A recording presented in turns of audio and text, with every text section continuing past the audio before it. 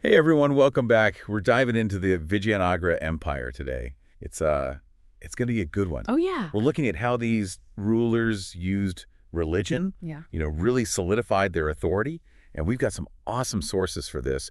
Historical accounts, we've got architectural analysis, and even some cool comparisons with the Mughal Empire just to kind of round things out. I think it's going to be fascinating to kind of see how those two compare and contrast. Yeah, for sure, for sure. Okay, so one thing that just blew my mind while I was researching this was this whole story about Roman gold coins in South India. Oh, wow. Yeah, apparently the Romans were crazy about black pepper. Like they Ah. couldn't get enough of it, and they paid for it in gold, which is just wild to me. Right. Really Right. shows you how connected India was even back then. Yeah, it's a great point. And it's not just a random thing either. This influx of Roman gold shows how Indian traders have valued precious metals like for a really long time. Makes you think, how did this already existing economic landscape like play into what the Vijayanagara rulers were doing, in terms of power and religion? Yeah, it's like they came into this system where showing off your wealth was already a big deal. Right. So it makes sense that they'd figure out ways to use that. And what better way than building these insane temples? It's a pretty effective way to do it. Oh yeah, for sure. So the Vijayanagara rulers really went all out with these temples. Like they were pouring resources into building and expanding these massive Hindu temples, like the Virupaksha Temple at Hampi. Oh, yeah. Have you ever seen pictures of that place? I have. It's incredible. It's just unbelievable. The sources describe it as having these massive gateways all covered in intricate carvings. You've got these huge halls just filled with the sound of chanting. And there's just this sense of grandeur, like you can practically feel it through the description. Absolutely. And beyond just the spectacle, these temples were seriously smart moves strategically. I mean, they weren't just places of worship, they were like centers of life. Oh, really? Yeah, you'd have bustling markets, festivals, important gatherings all happening right there at the temple. Wow. So by supporting these temples, the Vijayanagara kings were actually doing something pretty clever. So it was like a multi-purpose kind of thing. Exactly. They were getting in good with the powerful Brahmin priests. They were gaining legitimacy with the people, and they were controlling a ton of resources all at the same time. Talk about a power move. Yeah, it was a masterful blend of power and religious devotion. It sounds like they were thinking long-term too, like setting things up for generations to come. And you can really see that long-term thinking when we look at how kings, even as far back as the 10th century, were granting land and revenue to Brahmins, Yeah. even in territories controlled by their subordinates, the Samantas. So it's like they were strategically placing these little pockets of influence throughout the empire. Exactly. It was Right. a way to solidify their reach using religion as this kind of connecting thread. That's fascinating. It really is like they were weaving this intricate tapestry of power. Mhm. But it wasn't just about the physical stuff, right? Yeah. The Vijayanagara Empire was also known for their focus on Sanskrit literature and scholarship. Right.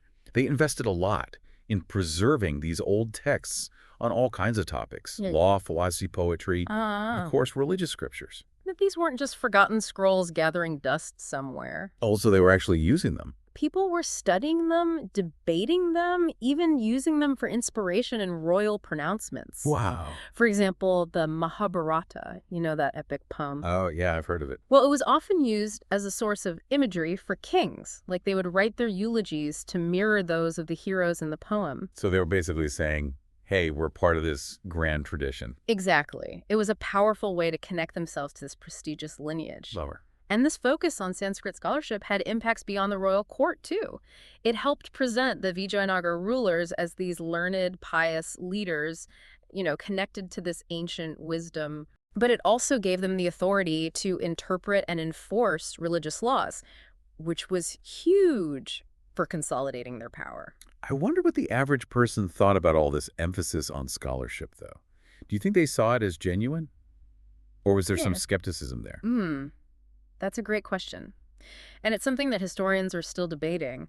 But it's clear that the Vijayanagara rulers were really good at using their support of scholarship to strengthen their image and their authority. So they understood that controlling the narrative was just as important as controlling the land. Yeah, absolutely. Now, it wasn't all serious study in grand temples, though, right? No, definitely not. And the Vijayanagara Empire was known for these amazing religious celebrations. It was a vibrant cultural landscape. You had festivals, pilgrimages, daily rituals. It must have been incredible to experience. Oh, absolutely. Hmm. And all that religious fervor wasn't just for show either. Oh, great. By actively taking part in these rituals and festivals, the Vijayanagara rulers were sending a pretty clear message. They were the devout protectors of Hindu Dharma. So they weren't just ruling the people. They were safeguarding their faith, too. Precisely. And that was especially important in an empire as diverse as Vijayanagara. Yeah, it makes sense. It helped create a sense of unity, a shared identity that went beyond regional differences. Like religion was this unifying force for them. Mhm. Speaking of other empires, I noticed that even the Mughal emperors who were Muslim, they still showed an appreciation for existing grand mosques. Oh, yeah. Like there's that story about Jahangir being impressed by the Jami Masjid at Fatehpur Sikri. Right. Do you think that was a similar tactic at play? Like using existing religious structures, even if they weren't from their own faith, to kind of legitimize their rule? That's a really interesting connection you've made there. And, if we zoom out and look at the bigger picture, both the Vijayanagara and Mughal rulers were really skilled at strategically using religion. They were coming at it from different angles, of course, but they both recognized its power. The Mughals, while they were known for being relatively tolerant of other faiths, they still used architecture and patronage to show off their authority. So it's like, even though they were separated by time, faith, and location, they were using similar tactics to navigate this whole complex world of power. Yeah, it really highlights the lasting influence of religion in shaping political landscapes. For sure. So we've seen how the Vijayanagara Empire really expertly wove religion into their system of power. But empires, as we know, don't last forever. That's true. What eventually led to their decline. Like a lot of empires, it was a combination of internal conflicts and external pressures that weakened them. One of the biggest blows came in 1565 at the Battle of Talikota. A coalition of Deccan sultanates just absolutely crushed the Vijayanagara forces. Wow, that must have been a turning point. It was. The empire never really recovered after that. They hung on for a while, but their power and influence slowly faded. It's almost like a classic rise and fall story. Hmm. Ambition, achievement, and then ultimately vulnerability. Yeah, you could say that. Yeah. But even in decline, the Vijayanagara Empire left this incredible legacy that still fascinates and inspires us today. What do you think makes their legacy so enduring? Well, for one, they played a huge role in preserving and promoting Hindu culture and traditions at a time when other parts of India were under Muslim rule. Their patronage of temples and Sanskrit scholarship ensured that these traditions not only survived, but thrived. Wow, so it's like they were guardians of a cultural flame. Exactly. And that legacy is still felt strongly in South India today. But their influence goes beyond religion, too. They were known for their advanced administration, their booming trade networks, their contributions to art, architecture, literature. And we can still see those architectural achievements today. It gives us a real tangible connection to their world. You're absolutely right. The grand temples at Hampi, which is now a UNESCO World Heritage Site, are a testament to their skill and a reminder of their cultural impact. It's amazing to think that those structures have seen centuries of history unfold around them. It really is. So as we wrap up our deep dive into the Vijayanagara Empire, I'm struck by just how broad their story is.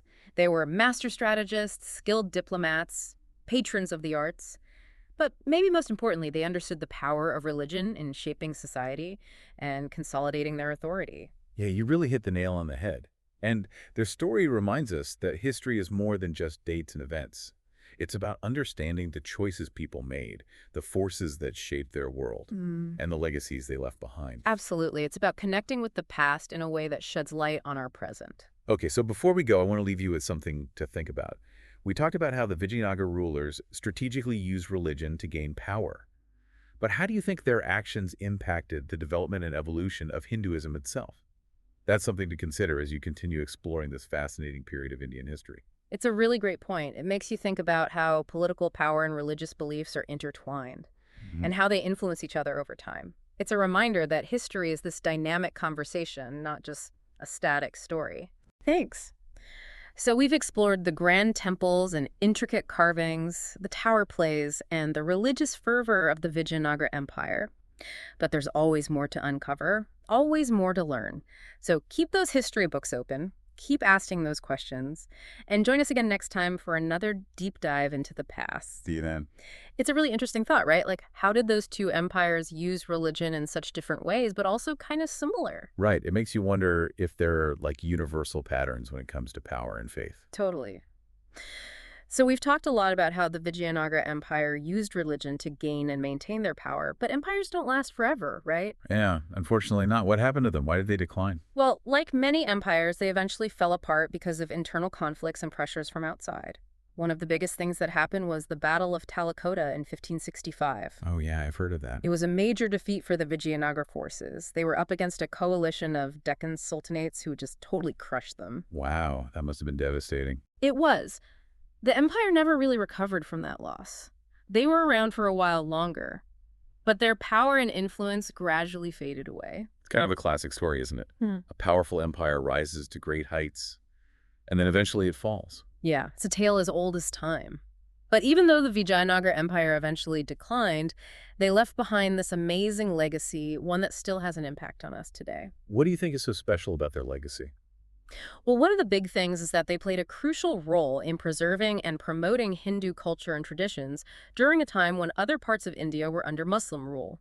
Their support of temples and Sanskrit scholarship meant that these traditions didn't just survive, they flourished. That's amazing. So they were like cultural guardians in a way. Exactly, and you can still feel that legacy in South India today.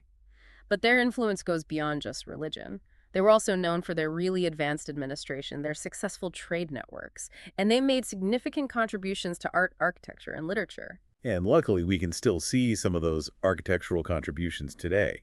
It gives us this tangible link to their world. Exactly. The temples at Hampi, which is now a UNESCO World Heritage Site, are an amazing example of their architectural skill and a reminder of the impact they had on culture.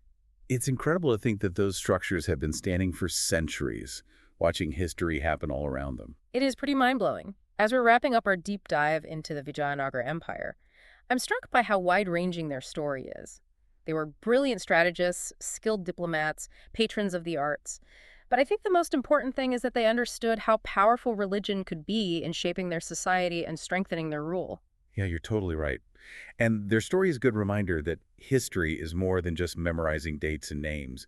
It's about understanding the choices that people made, the things that influenced their world, and the legacies they left behind. Exactly. It's about making those connections between the past and the present. Before we finish up, I want to leave our listeners with something to think about. We talked about how the Vijayanagara rulers used religion strategically to gain power. But how do you think their actions also affected the development and evolution of Hinduism? That's a question worth pondering as you continue learning about this fascinating period in Indian history. That's a great point. It makes you realize that there's this constant interplay between political power and religious beliefs. They shape each other over time. It reminds us that history is a dynamic process, not just a static collection of facts. That's a really good way to put it. Well, we've explored the magnificent temples, the intricate carvings, the power struggles, and the religious devotion of the Vijayanagara Empire. But like we always say, there's so much more to discover. So keep exploring. Keep those history books open. Keep asking questions. And join us next time for another deep dive into the past. Until then, take care, everyone. Yeah. Yeah, it really is. It makes you think about how much history still affects us today. Exactly. And that's what I love about digging into these stories. It makes us think differently and connect the dots in ways we didn't expect. You know, I feel like we've only just scratched the surface of the Vijayanagara Empire today. We definitely have. But I hope this deep dive has inspired you to learn more. Yeah, I bet some of our listeners are already planning trips to Hampi. I wouldn't be surprised. It's an amazing place full of history and stunning architecture. So until next time, everyone keep exploring history. And remember, even though the past is behind us, the lessons we learned from it and the things people left behind still shape the world we live in. That's a great point. Thanks for joining us for another deep dive into history. We'll see you next time. See you then.